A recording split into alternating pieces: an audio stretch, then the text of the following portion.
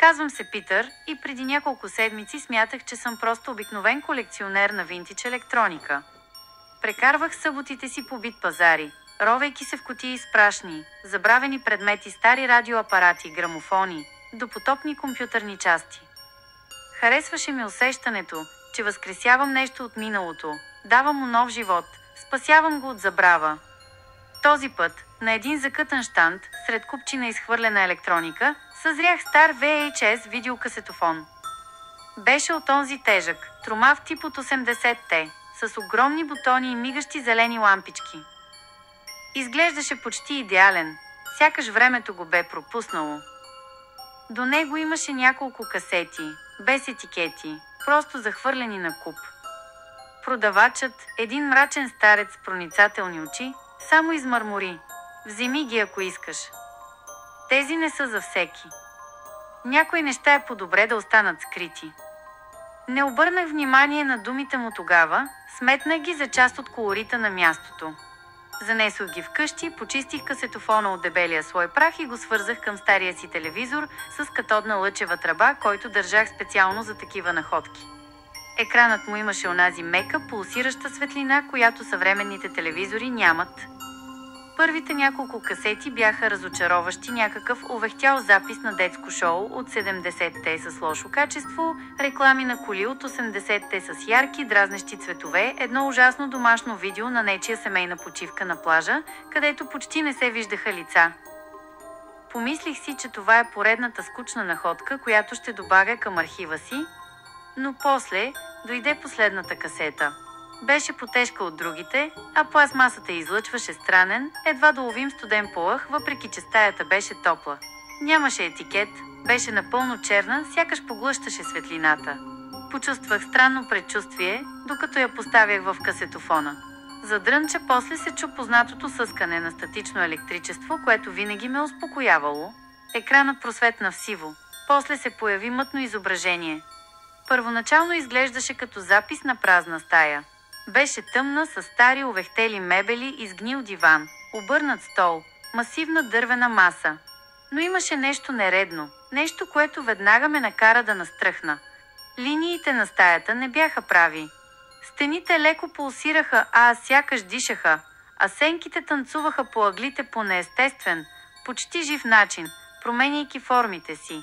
Въздухът в стаята ми сякаш натежа, стана по-гъст, изпълнен с невидимо напрежение. Звукът от телевизора беше изключително тих, почти нечуваем, но изпълнен с фонов шепот, който сякаш се бореше да пробие през шума на статичното електричество. Беше многогласен, неразбираем, като далечен рой от насекоми или като шепот на хиляди хора едновременно. След няколко минути на екрана се появи фигура Ей.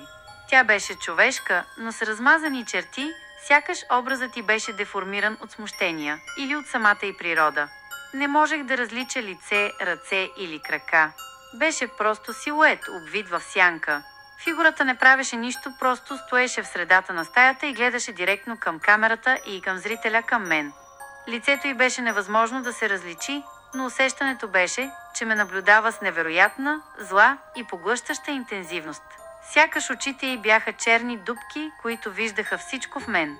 Докато записът продължаваше, изкривяванията се засилваха, стаята започна да се огъва, да се свива, цветовете се променяха в неестествени нюанси на червено, кафяво и черно, а шепотът се превърна в крещящи гласове, изпълнени с агония, болка и гняв, които отекваха в главата ми.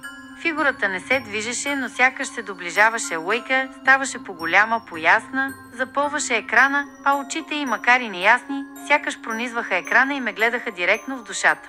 Усетих панически страх. Изтръпнах. Сърцето ми започна да бие лудо в гърдите. Опитах да спра записа, но касетофонът отказваше да се подчини. Бутоните бяха блокирали, не реагираха, сякаш бяха залепени. Касетата продължаваше да се върти, бръмчейки зловещо, а екрана започна да пулсира с червеникава пулсираща светлина, осветявайки стаята ми в зловещи нюанси. Усещах, че не просто гледам запис, аз съм наблюдаван. Фигурата на екрана сякаш започна да се поклаща леко, а главата й се наведе, сякаш ме изучаваше, преценяваше ме. В един момент, докато фигурата на екрана се приближаваше максимално до камерата, а цялото изображение се беше изкривило до неузнаваемост, от телевизора се разнесе пронизителен писък «О!». Не беше човешки. Беше звук, който проряза въздуха, сякаш самото пространство се раздираше, сякаш стоманата се огъваше. В следващия миг, преди да успея да реагирам, преди дори да мигна, нещо студено и невидимо ме сграбчи за ръката. Почувствах как студена, костелива пръст се впива в китката ми, сякаш се опитваше да ме пробуде. Не беше част от фигурата. Беше от самата стая от телевизора. Бях повлечен с рязко нечовешко дръпване, което ме накара да изкрещя от изненада и ужас. Бях издърпан напред, право в екрана Кей.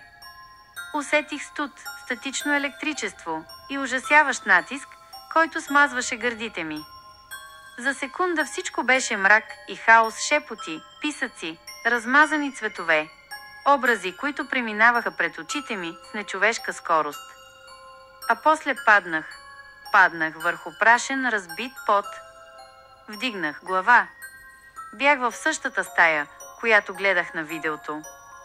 Същият изгнил диван, същият обърнат стол, същите прашни завеси, висящи от единствения прозорец, който беше покрит с дебел слой мръсотия и паяжини.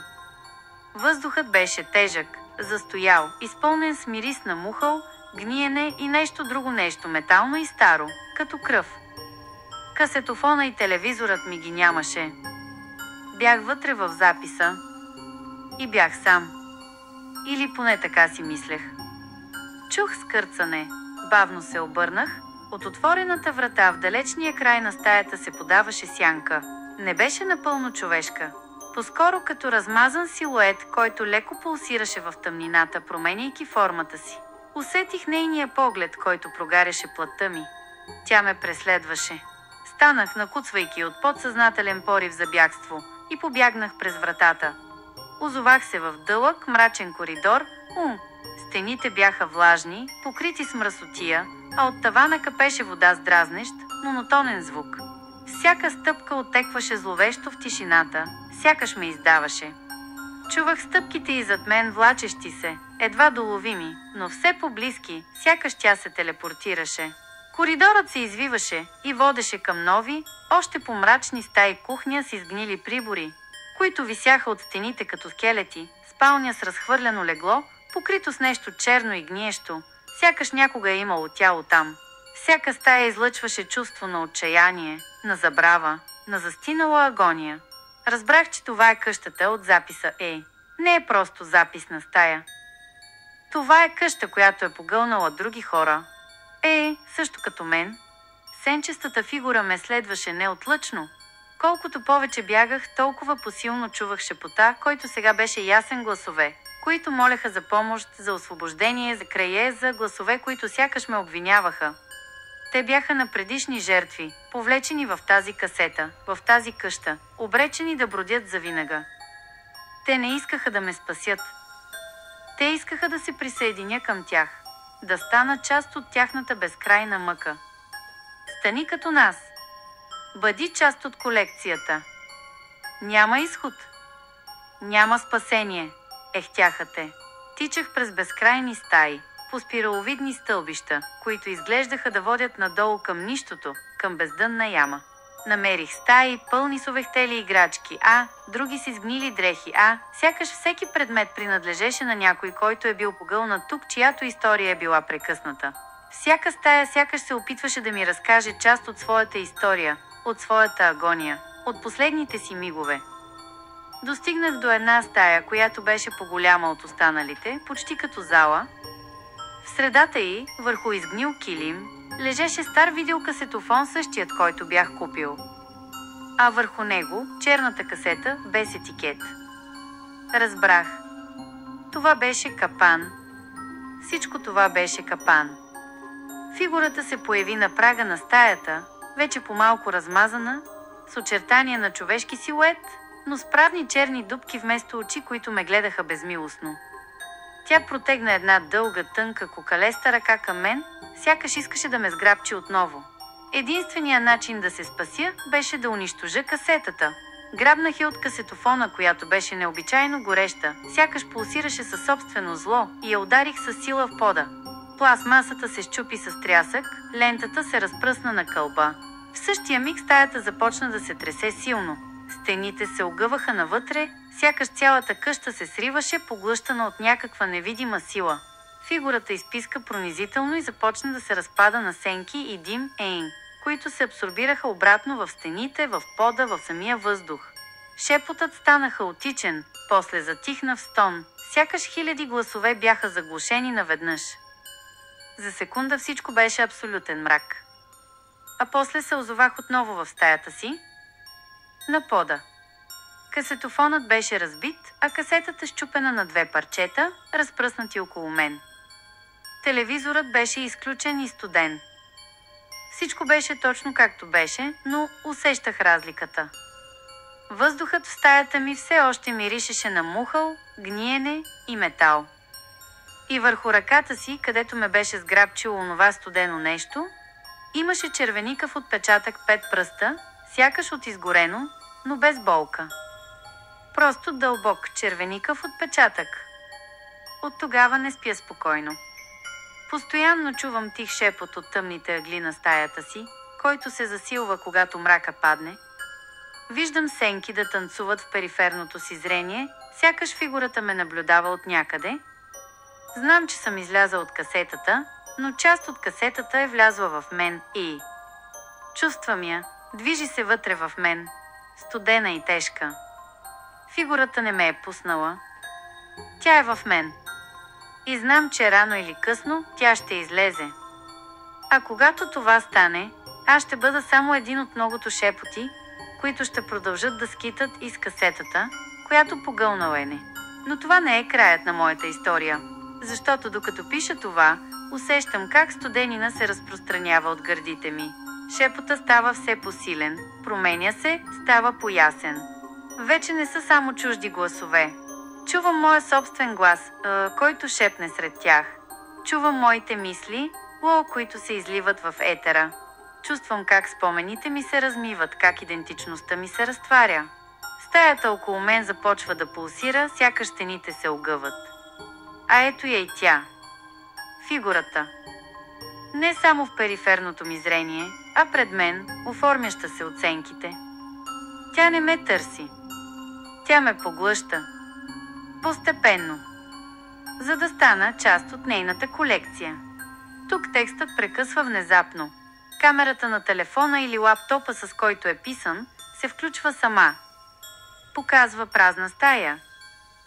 После, едва доловимо, в далечния ъгъл на екрана, се появява размазан силуетна фигура. Тя стои и гледа право в камерата, като преди. Но този път, на пръста й, може да се забележи същия червеникав отпечатък, като този на Питър. Екранът избръмчава със статично електричество, после става черен. Касетофона, разбит на две, някак се е възстановил и сега седи на пода, а черната касета е вътре в него, готова да бъде пусната от следващата жертва. Чува се тих, едва доловим шепот от телевизора, който вече не е черен, а излъчва слабо пулсиращо сияние.